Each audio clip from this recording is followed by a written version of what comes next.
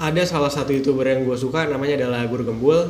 Kalau dari yang dia sampaikan, latar belakang dia ini adalah pendidikan dan memang guru beneran.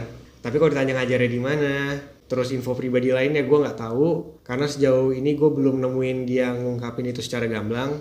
Pernah ada yang ngungkap sih, tapi gue juga tutup mata karena menurut gue dia bukan orang yang berkasus, jadi info pribadinya nggak terlalu penting buat diketahui. Yang gue tahu ini orang menarik dan oke buat disimak. Udah stop sampai situ kalau gue. Terus kalau kita berkunjung ke channelnya ya, dia itu bahas banyak banget hal. Mulai dari sejarah, filsafat, agama, sains, dan lain-lain. Tapi dari seluruh bahasannya ada hal menarik yang bisa kita ambil, yaitu cara berpikir. Latar belakangnya sebagai guru, dan kelihatan sih dia guru yang passionate ya, bukan yang terpaksa. Itu membuat dia memiliki cara berpikir dan menjelaskan yang bagus. Terlepas dari yang dia sampaikan itu akurat atau enggak, karena untuk menilai akurasinya, kita harus banyak baca-baca jurnal ilmiah dan buku. Intinya sih banyak referensi ya. Tapi seenggaknya yang dia sampaikan itu bisa memantik kita buat nyari ilmu dan berpikir lebih dalam lagi. Terus kalau ditanya, gue setuju atau enggak dengan seluruh apa yang dia sampaikan, ya itu sebenarnya nggak perlu jawab. Karena bukan itu esensi dari video-video yang dia rilis. Karena esensi yang selalu dia tekankan dan alhamdulillah selaras dengan apa yang gue dapat adalah cara berpikir.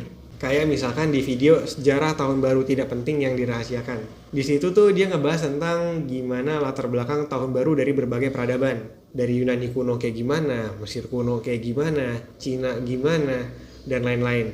Terus yang gue tangkap adalah ini cara manusia buat ngulik siklus secara periodik. Dan cara berpikirnya itu asli indah banget. Sekali lagi ya, terlepas dari itu akurat atau enggak, gue juga nggak tahu karena literasi gue buat ngulik hal ini minim. Tapi seenggaknya latar belakang pemikiran yang dia ungkapkan di videonya itu menarik. Kita jadi punya referensi tentang proses berpikir manusia untuk memecahkan masalah. Dan menurut gue sih cukup mind blowing karena gue jadi paham potensi otak kita sebagai manusia untuk berpikir itu ternyata keren banget.